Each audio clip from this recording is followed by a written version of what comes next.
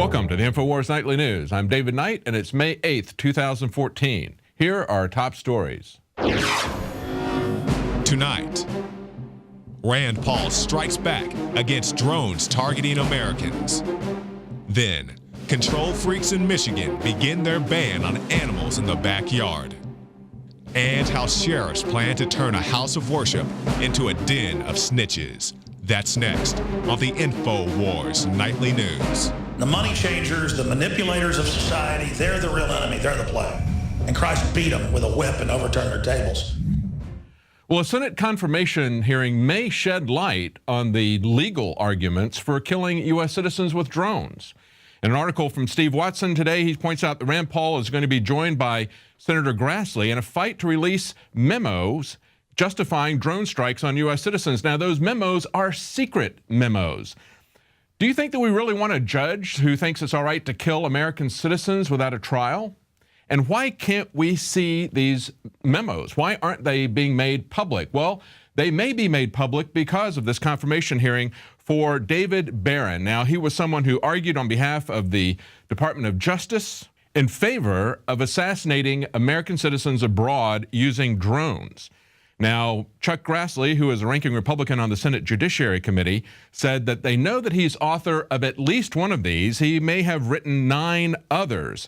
And they argue that we have a legal right to know why American citizens would be targeted abroad with drone strikes. He says, we know the Department of Justice relied on the legal arguments Professor Barron formulated to justify the targeted killing of an American citizen in a tribal region of Yemen in September 2011. Now, the interesting fact about this is that the White House has offered to show this memo privately to senators, but Rand Paul will have nothing to do with that. This is something that the public needs to know. We need to know what's happening in our secret courts, just like the FISA court. FISA was originally set up to rein in the CIA after the Church Committee hearings. It was to limit intelligence gathering to foreign operations. That's why it's the Foreign Intelligence Surveillance Act.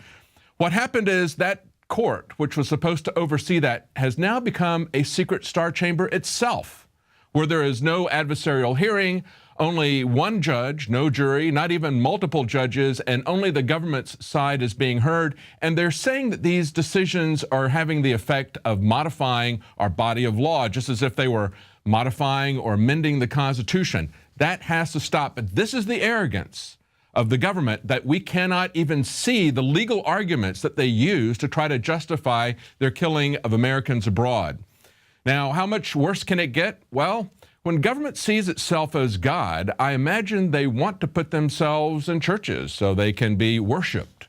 And that's what we see happening here in Hanover County. We now have a worship watch being offered by the Hanover County Sheriff's Department in Virginia. They say, your safety is our passion. And they say that their mission is to reduce crime and the fear of crime in houses of worship and areas that are frequented by the faith community. Actually, what they're trying to do is they're trying to create fear and paranoia and offer themselves as a solution. This is what they're going to tell people that they get as members. These are the benefits. You can be designated sheriff's office personnel who are ready to serve you. Also, you can get electronic communications that are going to keep you afraid of what's happening. Regular meetings designed to further their partnership with you. And then, of course, materials and resources that can educate everybody in the church to be afraid of what's going on and to run to the government for protection.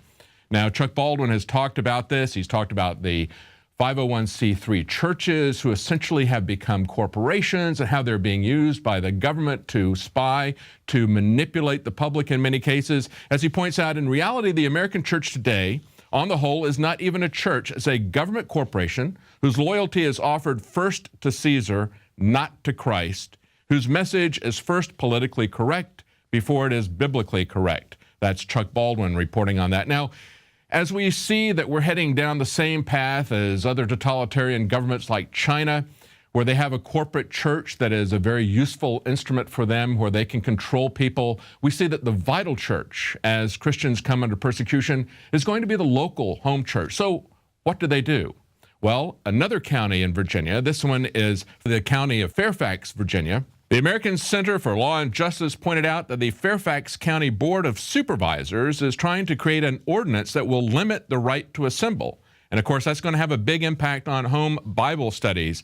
The proposed ordinance would limit the number of people allowed to assemble in the privacy of your home to 49 and do it no more than 3 times in a 40-day period.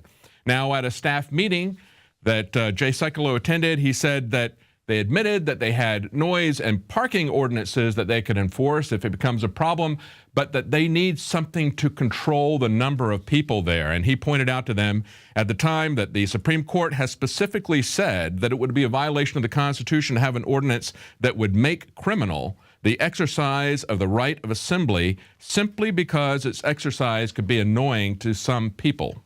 Well, Big Agra is certainly going to be annoyed at this new law from Vermont. The governor has just signed the first in the U.S. GMO labeling law that will go into effect. Now, as a footnote, Connecticut last year was actually the first state to pass an ordinance like that, but they required 4 other states to go first. They will be the 5th one to require GMO labeling. This law is going to go into effect in July 2016, and he signed this bill into law today, Thursday. Now, they expect Monsanto and DuPont to sue the state. They're already creating a legal defense fund, and they've allocated so far $1.5 million for that. They're going to need a lot more to defend themselves from Monsanto, as we've seen in California and elsewhere. Now, the Center for Food Safety says that there's currently 63 active genetically modified organism labeling bills in 23 states, and 32 of those bills have been introduced since January. So this is a coming trend. We should be able to know what is in our food, just like we should be able to know what our judges think in terms of legal opinions. But everything is being hidden from us now. We have these secret agendas from the government, from the Department of Justice, from the judges, from the FISA court, and of course, on our food. We're not allowed to know what's in that. Now, they also point out in this article that GMO labeling is required in 64 countries, including the European Union.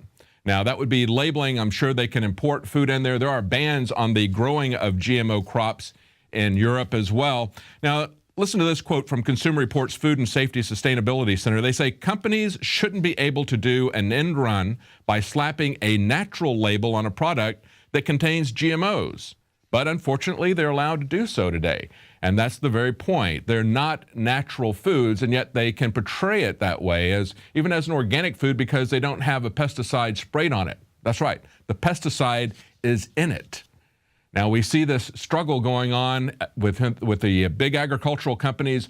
We also see that the small agricultural firms, the small farmers, even people who are trying to grow their own food, are being hammered by governments as they set up a system that will keep us from feeding ourselves real food and put us on the corporate dole.